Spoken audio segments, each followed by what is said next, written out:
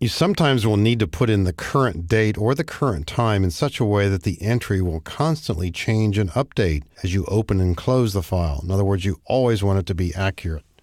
The method for entering a dynamic date is to use the function called today, equal TODAY, no reason to capitalize it, left parenthesis, and enter. Now, it's accurate at the moment, at the time of this recording. However, if this file is saved and opened tomorrow, the next day, on each occasion, the date will be different.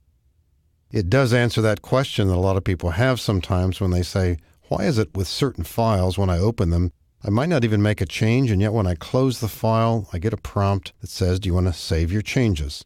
It's probably because you've had a function like this inserted somewhere in the workbook, because this does update, even if it's the same day, it will change the entry. If you need to put in the current time, you can use a function called equal NOW, left parenthesis.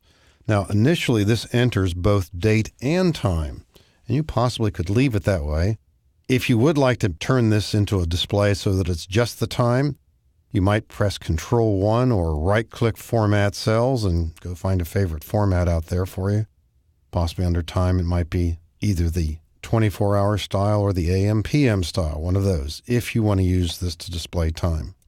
This entry too will change, but if you simply stare at this or watch it for a while, nothing will happen. But as you go about your work within a worksheet, this will get updated, and occasionally you look back and recognize that it will have changed. The way some people use these functions is that within a given workbook, for example here, and say on this worksheet, maybe every time they print this, they've been updating it recently with some totals.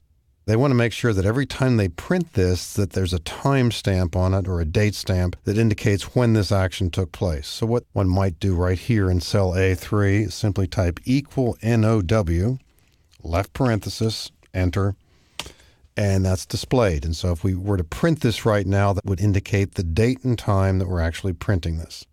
So there are different ways to use this feature.